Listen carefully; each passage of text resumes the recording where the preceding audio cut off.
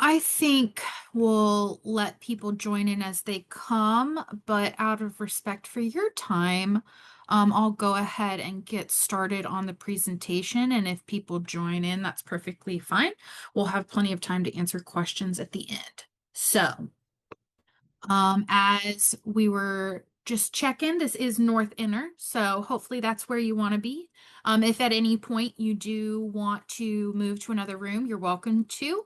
You don't have to stay here the entire time, but we're happy to have you. And I will give a brief presentation and then we'll move into any questions about this specific plan. So let me go ahead and get mine started. So as I mentioned, I'll be walking us through the North Inner Community Area Plan, and then we can discuss, how it impacts you and your community or any questions you have about the document. So I'll begin with a brief overview of the document, and then we'll open it up for discussion. Let's see. All right. So, a little bit of background to start us off. The reason that we developed the community area plans is because Charlotte has been continuously growing for decades, and is projected to continue growing. So, as a response to that projected growth, our city adopted the Charlotte Future 2040 Comprehensive Plan in 2021, and that defines our 20-year vision for growth and change in Charlotte. And the plan essentially calls for future growth to benefit as many people as possible. So while the comprehensive plan provides that broad vision for our community, there are other levels of guidance needed to make that vision come to life. So this is the planning framework here adopted within the comprehensive plan, and it identifies the subsequent levels of guidance needed. Level two being strategic plans, which are citywide documents that provide more details than the comprehensive plan on a particular topic. For example, the strategic mobility plan, which provides more guidance on how to realize goal 5, which is creating safe and equitable mobility choices. Level 3 are the community area plans, and those provide more guidance for the appropriate land uses, building form, and infrastructure needed throughout the plan geography. And then level 4 are specific plans which focus on smaller geographies and provide more guidance for implementation of specific projects. And it's also important to note that levels 2 through 4 all build upon the vision and goals outlined in the comprehensive plan. So, community area plans are essentially about creating complete communities, and that means creating places that integrate housing, job opportunities, and daily goods in an accessible manner. So, in other words, like live, work, and play in the environment that you live in. This slide here summarizes our engagement efforts from phase 1 through phase 4 of this effort.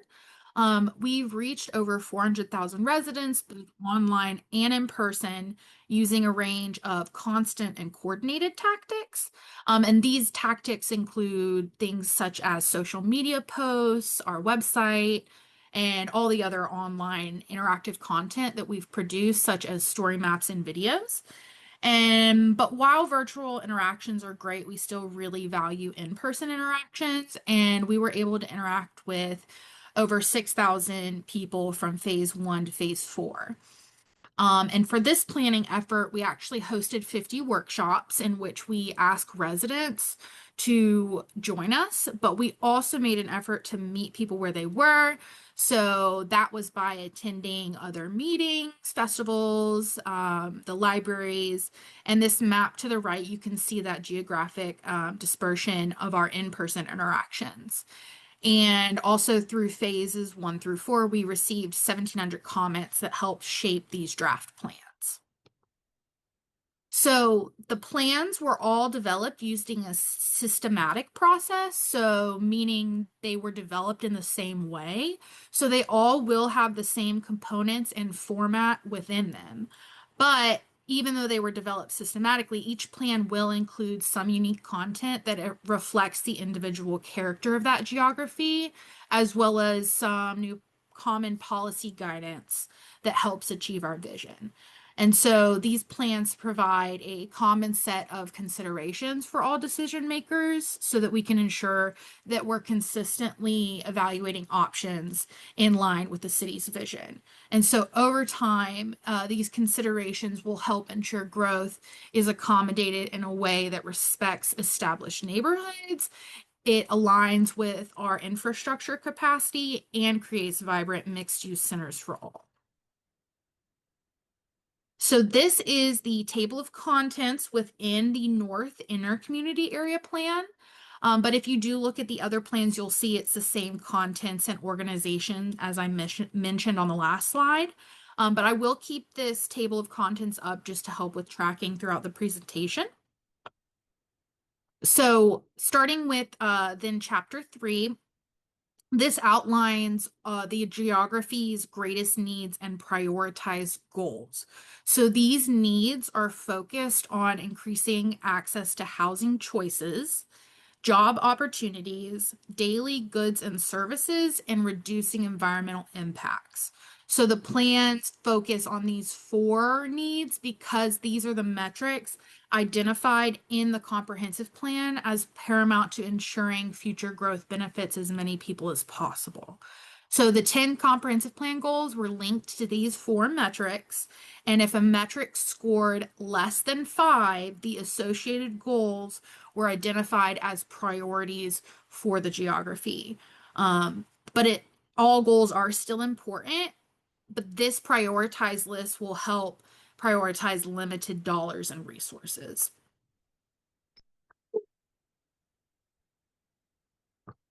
So chapter 4 focuses on recommended development patterns for the geography via the 2040 policy map. And the colors in the map relate to the types and intensity of development that's appropriate in that area. So you can learn more about these colors via the place type descriptions in the appendix. So something important to note related to this is that the plans recommend a large portion of the geography remain as is. So for example, if a redevelopment occurs in these areas, like neighborhood 1, which is that light yellow, then the new development should match the scale and intensity of the development on the ground today. And the North Inner Plan recommends that 41% of the existing development is actually meant to evolve into a different type of development than what exists today. So, for example, we'll look at an example of manufacturing and logistics evolving to innovation mixed use. This targeted amount of change will help to accommodate the future projected growth in a way that respects neighborhoods and pairs growth with infrastructure capacity, as well as creating mixed use centers, which will help to increase access across Charlotte. So this map is expected to change over time, and there is guidance within the program guide, specifically in Table 3, the minor map amendments criteria, and that's meant to ensure that future requests are aligned with the growth strategy. Other pages in Chapter 4 explain how those recommended changes help advance the geography's priority goals and address their greatest needs. So, chapter 5 is supporting the vision, and that includes 5 sections and references the neighborhood toolkit. So, the neighborhood toolkit is included within the appendix because it's a reference for all geographies. And the toolkit catalogs all the great programs that are currently available to residents to help address their needs. So, the intent is that it's a resource to empower neighborhoods who want to take some action. And a good example would be that it outlines existing programs that neighborhoods can tap into to amenitize a common space, a common open space, and create a neighborhood park. The mobility section actually was developed in coordination with CDOT, CATS, and CRTPO. And it restates that Goal 5, which is safe and equitable mobility, is important across Charlotte.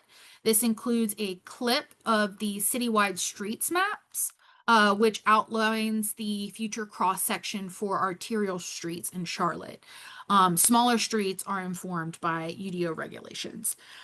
And it also summarizes the citywide strategic mobility plan and highlights the strategic investment areas or SIAs within the geography. But as a reminder, the strategic mobility plan is a level 2 guidance that outlines the city's mobility policies. And SIA is a citywide investment strategy for maximizing the city's limited investment dollars in an efficient and impactful manner.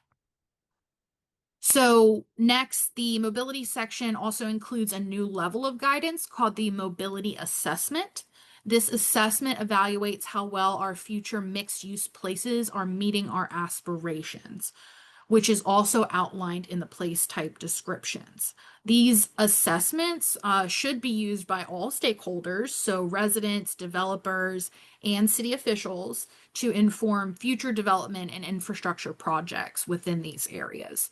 So, for example, if a developer wants to rezone a site within one of these mixed use locations, they should use this assessment to propose a project that improves conditions. Similarly, community members can also use these to evaluate a proposed project against the assessment and determine if that project contributes to the area's aspirations.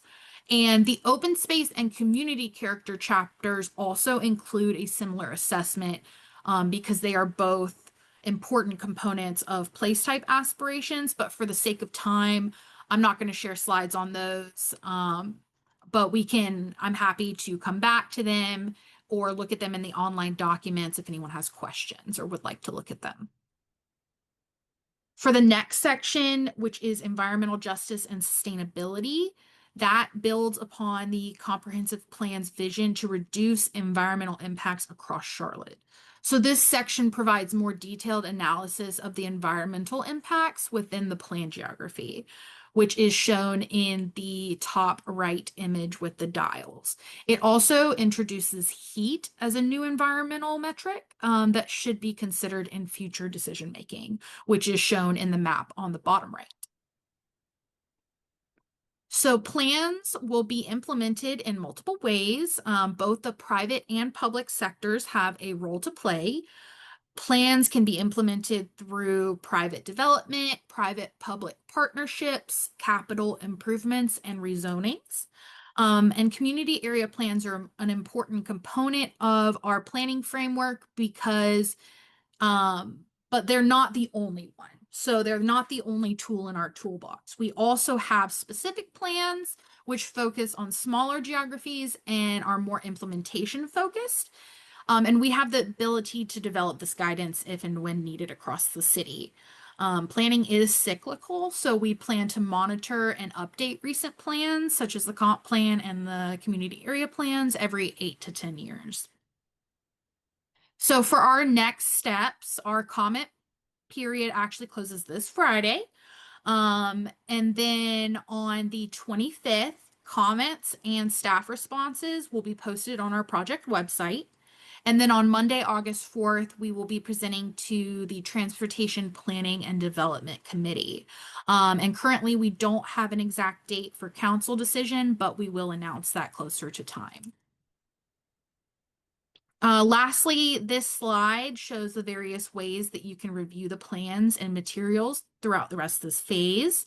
The virtual open house highlights specific steps in the process, some key takeaways, and also provides links to the plans. The draft plans are able to be read and feedback provided until this Friday via link. We have an online kind of tool to review and submit comments, which I can share links to in a minute.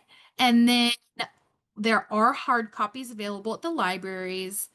And there was a public hearing on May 12th. And for these virtual webinars, we hosted one on the 15th. We have one this evening, and then there's one tomorrow midday. So with that, I'll open it up for questions, and I'm happy to accept any comments related to this. Again, we definitely invite you to review the plans. a comment period. You still have till Friday, and we welcome any comments on those or via the policy map. You're welcome to comment on that as well via our website. So I will pause there for questions and open up the floor.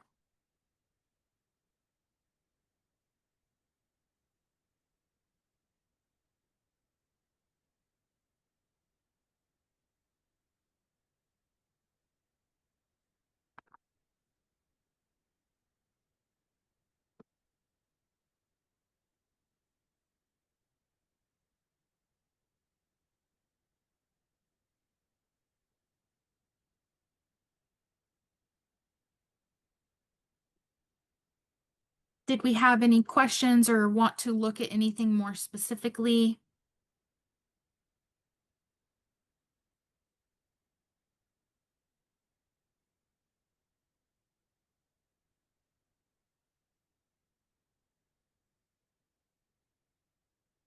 Hello?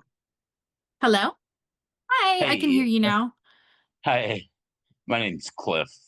Nice to see you this evening. Yes, I, thanks for joining us. Before I make any, I do have a quick question. So Sure. is there going to be another session at 6 o'clock for Inner East? Is that the plan?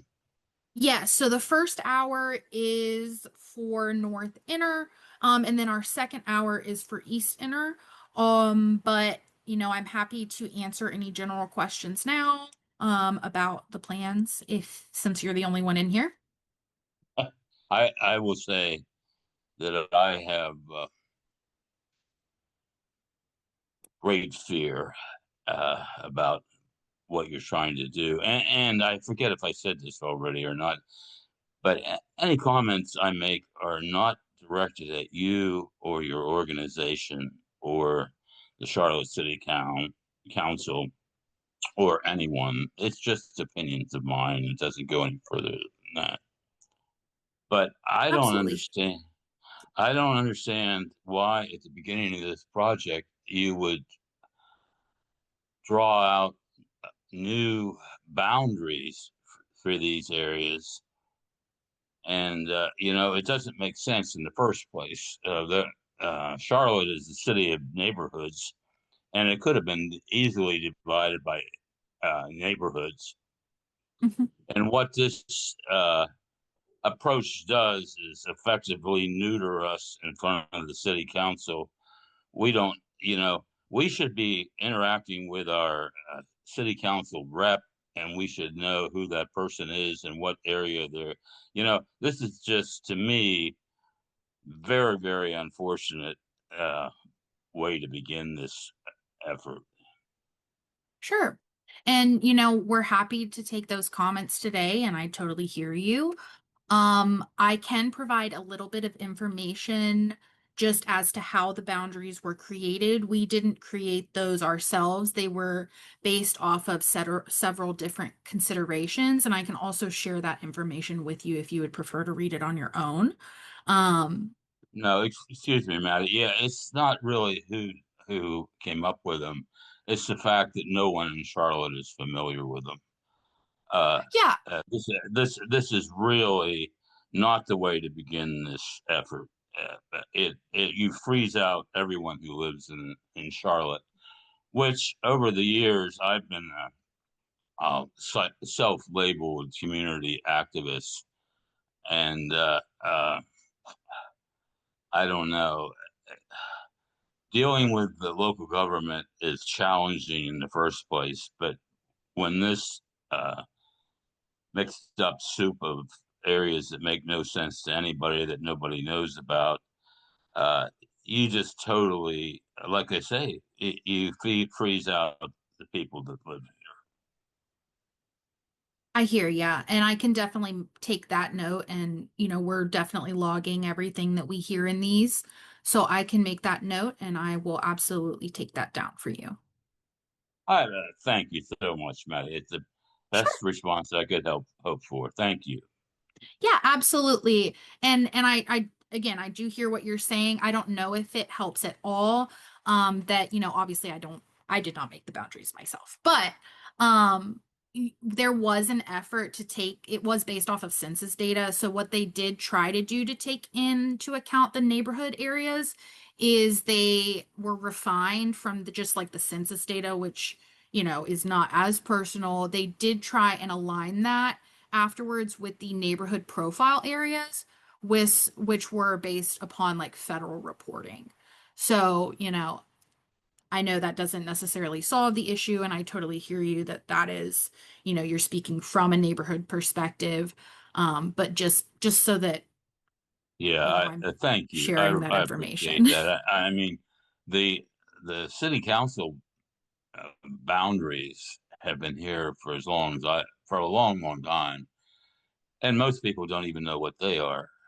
Hmm. And Yeah. the more you make uh, the local government complex, and the more agencies you have involved and different people, it just becomes impossible for the ordinary citizen to exert any influence. And it's really a problem in Charlotte. Yeah. Yeah, and I'll add too, just so that you have the knowledge is, I mentioned in the presentation, I'm not sure if you had joined yet, that we have different kind of levels of plans. I can actually go back. That's probably easier for me to speak to. But we do have different levels of plans, and one of the reasons that we had to use these like larger geographies than neighborhoods is because of the level of planning we're doing. So, we have our comprehensive plan that's citywide, but then we move down to like the community strategic area plans, again, a little more zoomed in, but still pretty wide. And then community area plans are still not quite as zoomed in as a neighborhood level. So that would fall more under the specific plans. So like we've continuously been like filtering and like zooming in further and further and further. So that is another component of this, which again, nobody's going to know this off the bat, which is why we're here to answer questions. But these are kind of at a level where we can't zoom that far in, because we're looking at, again, a little bit broader than the neighborhood level.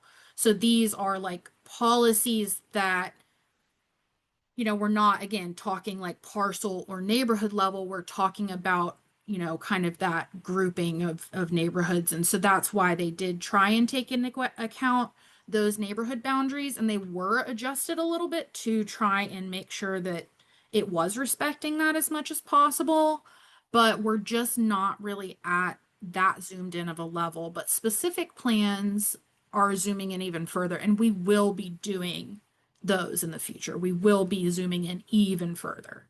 So this is not the last effort by any means. Again, I totally hear you. I just want to make sure you have all of that information so that you know everything that's gone into it. Yeah, thank you. I Hmm. I have a simple point to make, but it may take me several sentences to spit it Sure. out. Uh, I got an email a month or two ago about this 2040 plan, uh, and about what changes were needed and all the changes you're going to make and everything.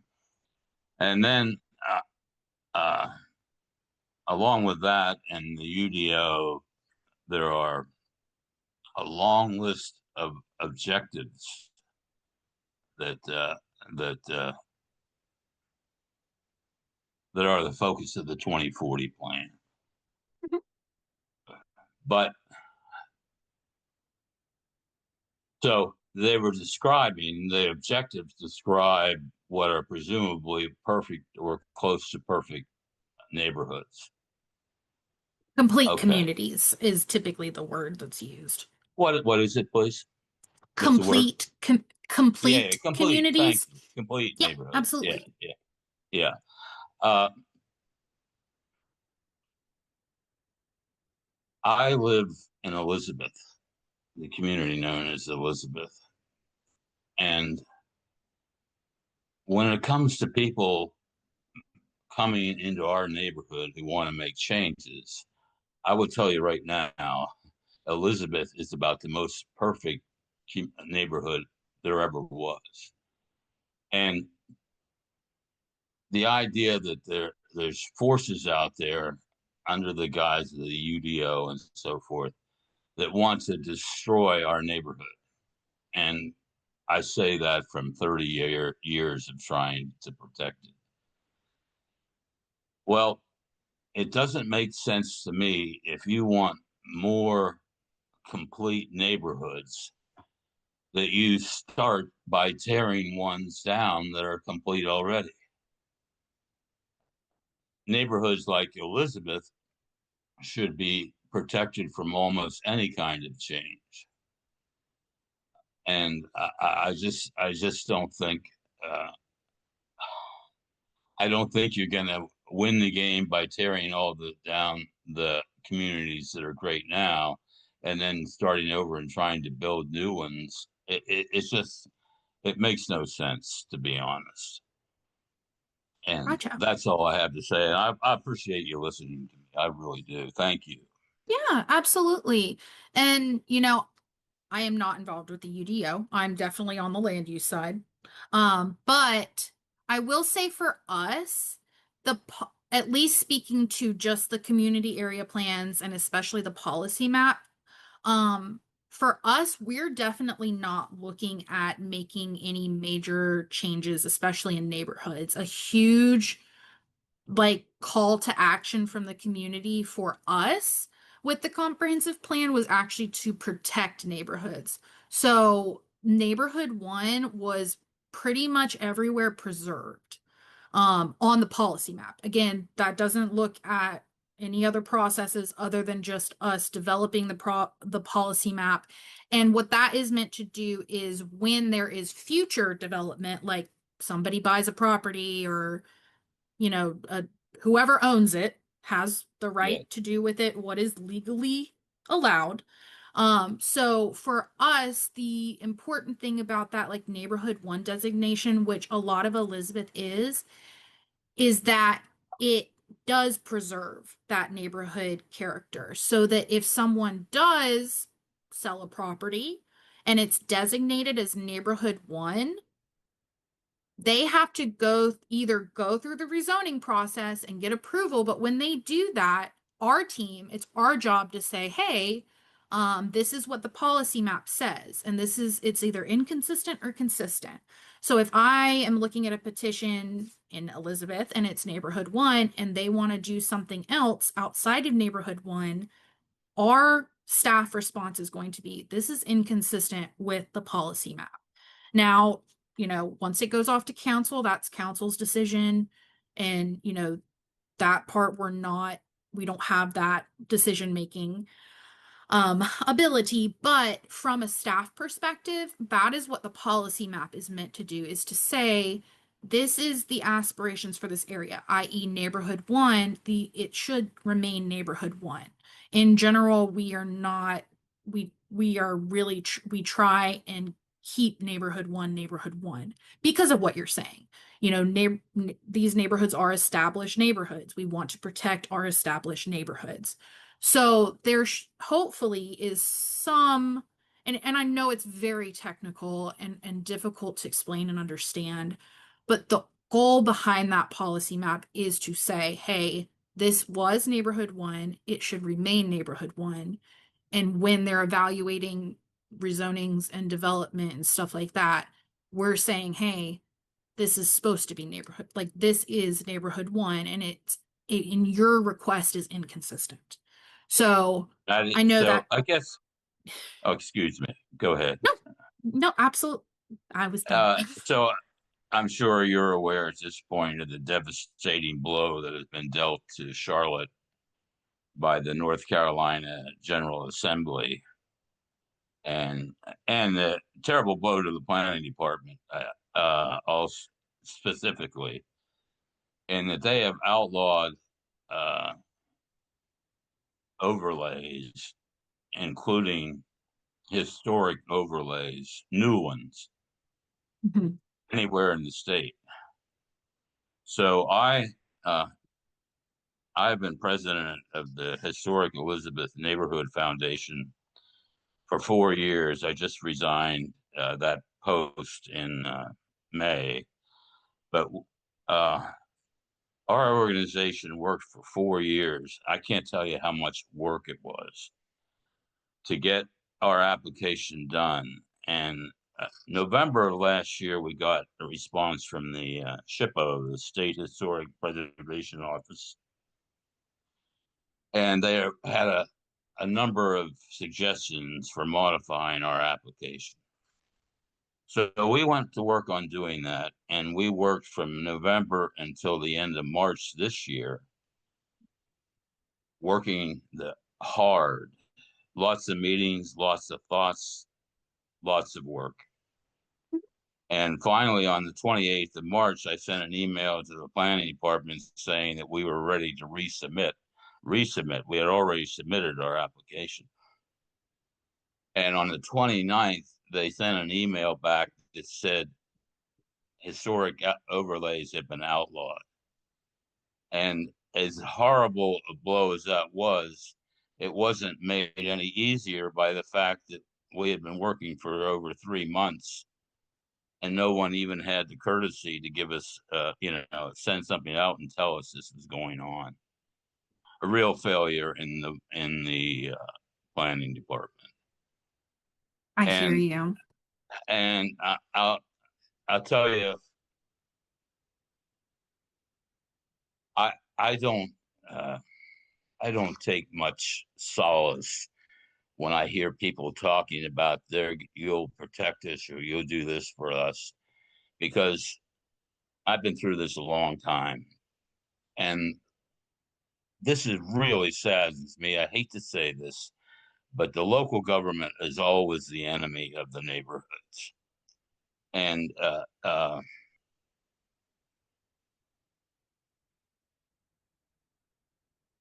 we have on 7th Street right now 5 historic buildings that were destroyed. We had no protection whatsoever. We got every neighbor for miles around to say they were against it.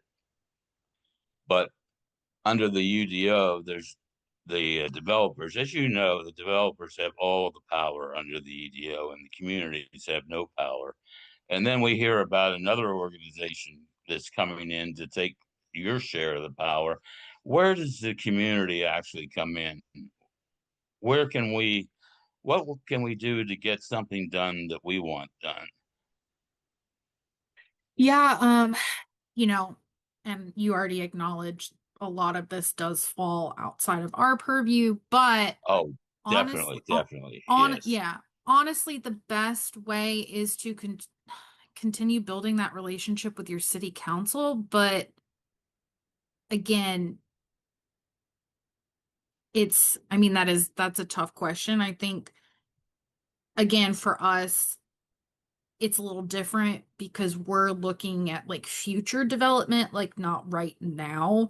So, we can say, hey, we made a map that restricts the development here, but that's very different from, overlays and things that are like in the right now. So, honestly, I'm not sure what y'all's relationship with your city council member is, We're but very close. We're very close yeah, to I each other. mean, that's your We have a direct very good line. city councilor, by the way. Very Yeah. good. Yeah. So, And that's and your direct line here and at this I level. I tell you things because if well, I don't know how long you've lived in Charlotte and how long you've been dealing with the city council or so, but I have for a long, long time. And they're not here to help the neighborhood. And we've been failed by bureaucracy. There's no bureaucracy that has ever come to to Elizabeth and helped us. And when we hear that another organization is coming in to help us, you're going to run into a lot of skepticism. I'll tell you that. Mhm. And the skepticism is based on experience. What has happened? What we know has happened. We're not pointing, looking at some case that's going to be 5-4 in front of the Supreme Court. We know what happened. No one denies it. Mhm. And there's no these five houses on 7th Street were bad enough. We had another house on Pecan, just totally inappropriate for the site. And whoever built it, I've heard different stories, but it was 2 or 3 years ago, and it Mhm. has gone bankrupt. And we're left with this tremendous blight on Pecan Street, and we had no say, no input at any stage of what happened there. And that's our experience with the planning department, with the city council. Uh, it's not good. And I just don't think people in the planning department, um,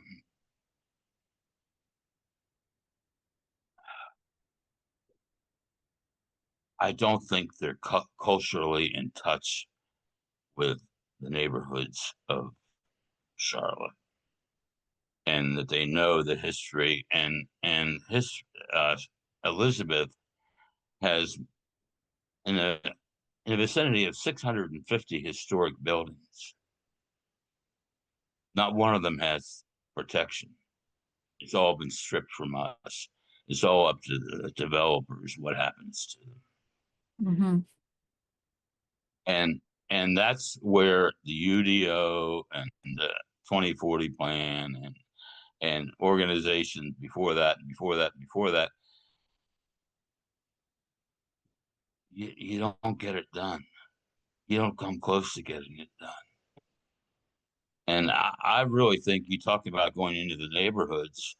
That's what you need to do is go into the neighborhoods and find out what these neighborhoods are like. And the one thing I always like about Elizabeth, we have close to zero crime in Elizabeth. Every once in a while, somebody leaves their car doors open and someone will steal a cell phone. But other than that, we have no crime in this neighborhood.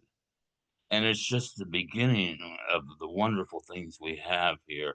And it would be so wonderful if people in the planning department, if Maddie Pleasant understood what Elizabeth is and what we have here and what we want to maintain here. So thank you. Yeah, I do hear you. I am pretty familiar with the area. I have spent most of my life here now. And I can't speak for the larger I'm not going to speak for everyone in the planning department, but I can tell you this, that our team really does care. We've had a lot of meetings with the neighborhoods, including Dilworth and Elizabeth. And, we want to continue that.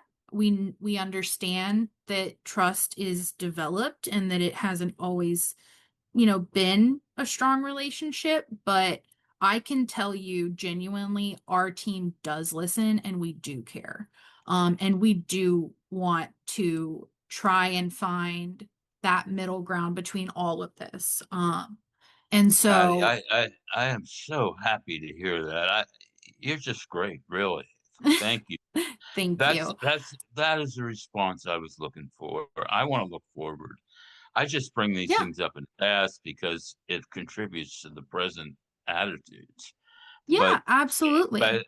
but I am so glad to hear what you're saying. It really reassures me, and I hope Yeah, you have a lot of influence on your group as we go through this. yeah. And Thank you. absolutely. I mean, that is why we do these webinars. And honestly, that is why we are producing these plans. Charlotte hasn't had comprehensive guidance in the past, and so that leaves the door open for a lot of the things you're talking about to happen. And so, like, we can't go back. We can't go back and change how planning was done, but we can change how it's done in the future. And so that's where, like, when I speak to protecting neighborhoods and creating complete communities, like that's what's in these is how do we preserve our character? And yeah, neighborhoods like Elizabeth and our more historic, whether they're designated or not, our more historic areas are very important to us. And so that's why we really do take that direction from the neighborhood seriously, and that's why we're here. I mean, that's what these are for, and I know that's going to take a lot of time to kind of trust in that, but I hope that at least from these conversations you all can take away that like we are listening, and that we really did put our effort into creating these for the community. I mean, I can only say that, but I promise you there was a lot of thought and intention and care put into these. I mean, I can Right, only speak for right. my team, Well,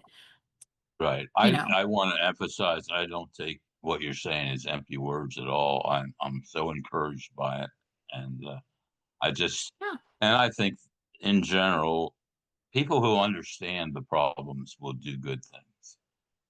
Yeah, You and really get we into do. trouble dealing with people who don't understand communities, Yeah. and I would definitely put you in the first group. And I appreciate it. Your words are not empty to me. I hear them. Thank you. Yeah, absolutely. And, we really appreciate you joining us. And we do have office hours, even though the comment period is closing this Friday. We still will have office hours that are every Tuesday and Thursday, kind of midday time.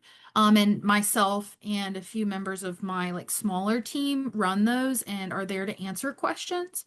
So, we're happy to dig in with you all into these and because they are very technical and it's hard to understand like is this really helping how but you know truly once you kind of talk about it and start to understand it like it is very community focused. And like I mentioned earlier, we're going to keep planning and keep, zooming in and zooming in and zooming in. And all of these are living documents, so they will be continuously evaluated. We're coming up on our 5-year assessment of the comp plan. And we are lucky that our long range team really, all of them, I can speak confidently and say all of our team really do care. And we're all Charlotteans ourselves. Well, not native, but there's a few of us, but we all live here too. And so we want to see, Charlotte continue to, grow and stuff, but in a way that does consider these things. So it is really important to us, and it's important that you all come, and we really are glad that you're joining us and having these conversations. So hopefully we can continue to answer your questions and continue to, make you all feel more comfortable with the content and what the purpose is. So Thanks. I know that we still haven't really had anybody for North Inner. So is there anything specific in the East Inner plan you wanted to look at, or did you just kind of want to share those kind of general comments?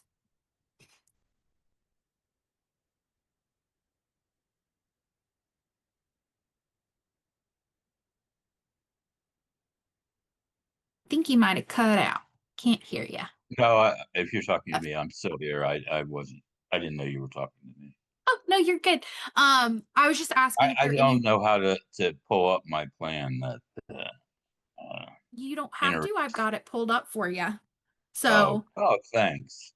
yeah, let me pull that up. So, here's our North Inner, but I also have East Inner pulled up. Oh, awesome. Yeah. So, if there's anything specific Eh, you want to talk about, we can talk about it. Well, I'll tell you, people in Elizabeth hate red.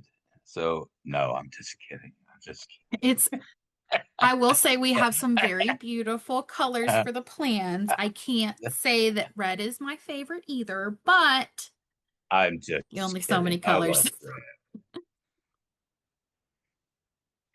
But yeah, so all of these plans are formatted in the same way just because we do want to make sure that all areas are getting the same level of guidance. So all of the table of contents and structure of the documents is going to be the same, but there is, some unique elements to each one because every area is different. Um, Can we see our so numbers? Or sure. Yeah, so that's going to be our community area profile here. which is our first chapter.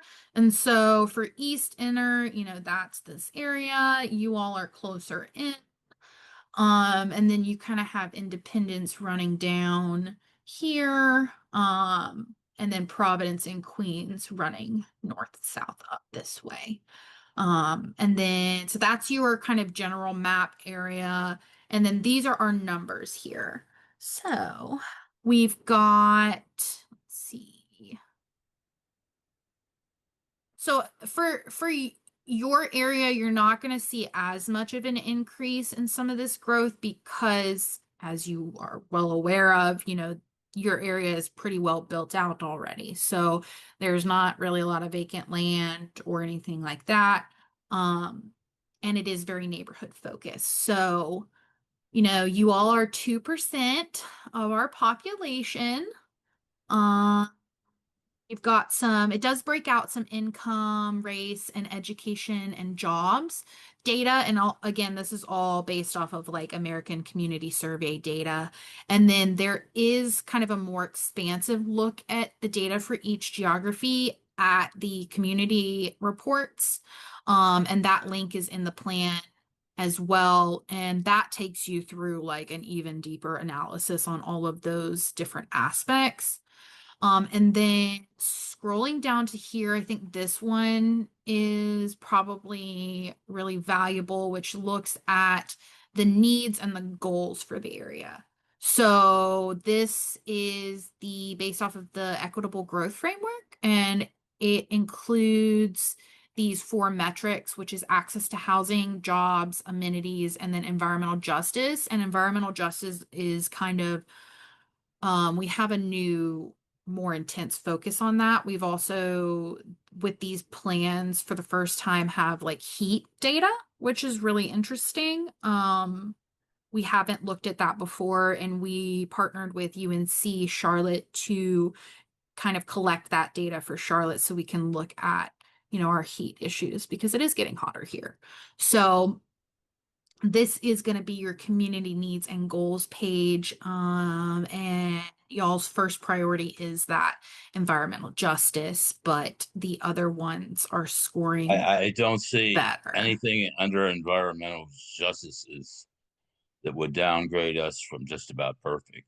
And I'm Yeah. telling you, you will offend a lot of people if you say our tree canopy is not. Oh, We no, have no, the no. best tree canopy in Charlotte, It is and very like major beautiful over transportation there. infrastructure. We have Independence Boulevard, and we have the Gold Line, and we have Yeah. great bus service. So I don't see how we ended up with a four in this area. So four is not bad. Five is actually like our cutoff. So compared to a lot of the other areas, it actually scores pretty well. Because you all do have a lot of canopy and things like that. Most likely it is because of it could be a mixture of open space, maybe to the amount of people there. And it could also be because of the heat and some other things like that. I Because we're didn't. I'm sorry. close, I didn't hear because of what? I'm sorry, Maddie. I the didn't hear. heat. Oh no, you're good. Some of those aspects that we added to the environmental justice are including things like heat. So in the next section here, let me scroll down to this might help too. Yeah, you all don't have a ton of manufacturing and logistics either. It looks like we've got some IMU. Let me scroll down to, so in our environmental justice section, like I mentioned, this is going to be in the supporting the vision chapter. We have these new assessments that we worked with our consultants to make. And these will kind of show you let me scroll past mobility. So there's mobility, open space. Let's see, the next one is environmental justice. So This is going to be kind of your first map that looks at vulnerability to displacement. And then our next section outlines like what we looked at. Um, let's see. So yeah, so your tree canopy is considered moderate because of the established residential neighborhoods having greater coverage, but the commercial and industrial areas don't have as much coverage from tree canopy. Well, those Um, areas are almost non-existent. You know, you're when you talk about yeah, the residential areas and say the tree canopy is there, you're talking about a minimum of 75%, maybe as much as 90% of Elizabeth. yeah. So that's how numbers get screwed up, and in the end, they really have no meaning. Well, And as a I smaller look area at this as too. kind of a case that these numbers here on environmental justice you're are way off the mark. Uh, Sure. and I can tell you, I've lived a lot of places across the United States. I've never lived in a neighborhood that was more environmentally aware and who loved their trees the way this neighborhood does. And generally, we have trees cut down because under the UDO we have no power, and the developers come in and cut down our trees, and then on the blocks where they are, and then we have another organization that comes in and says, "Hey, you don't have many trees." It's I hear ya. that's what where planning goes so wrong.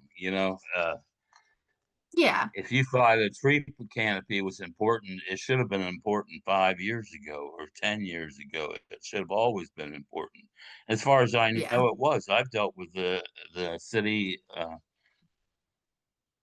tree care people Mhm. many times. Yeah, no, our trees are very we have our tree canopy action group.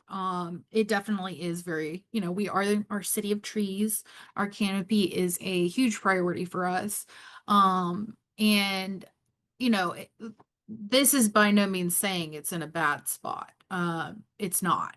This, like you're saying, it is, the closer you get, the you have that kind of area of some of our older neighborhoods that do have those, beautiful large trees. I mean, you just scoot over to Queens Road and drive down there and feel like you're on a boulevard.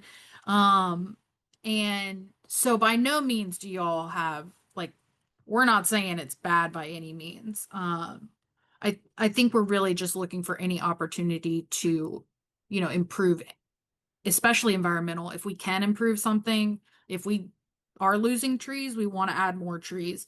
If we've got some Yeah, spots of and the really high ECA heat. yearly sells seedlings. We're planting trees Hmm. all the time. I've had Hmm. trees planted on my property that there weren't even room for. That's how Hmm. much we love our trees. Oh yes, of course. And it And looks like, you've got a little bit of a heat island going on up here. Like I said, that's probably contributing to it as well. But again, four is not a bad score. that's what the county did to us.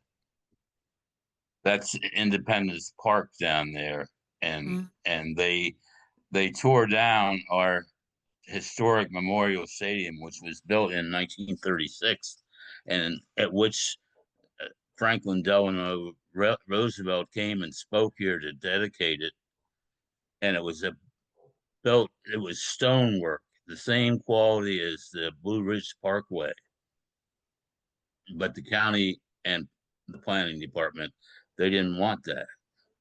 They had some better idea, and it ends up with a big ugly space on the map because no And one this, in yeah, Elizabeth was listened to. And I know all that for a fact. I was in the middle of all. yeah, totally hear you on that. And, now that we have this data, we can kind of see where those issues are. Um, and this is data we didn't have before. So, that does contribute to looking at where can we improve at least some of the heat because that is becoming more and more of a priority As we all experience right now, it's very hot outside. So, and that was not how summers were here when I was young, which is a Right, little further right. away than I'd like to acknowledge. But it's still it's still Yes. a quick change. Having things change to this point is concerning. So we are looking at that, which does contribute to, if we are seeing some issues with the heat, we're gonna make sure that that is a priority for you all. Um, because Okay. extreme I'd urban like to heat, yeah, give not you great. my opinion on Sure, historic preservation. sure. And these are my own ideas, but I think they're pretty sound. Uh, First of all, I think it's important to preserve a certain amount of history, not Mhm, every place, a certain amount of history. And um,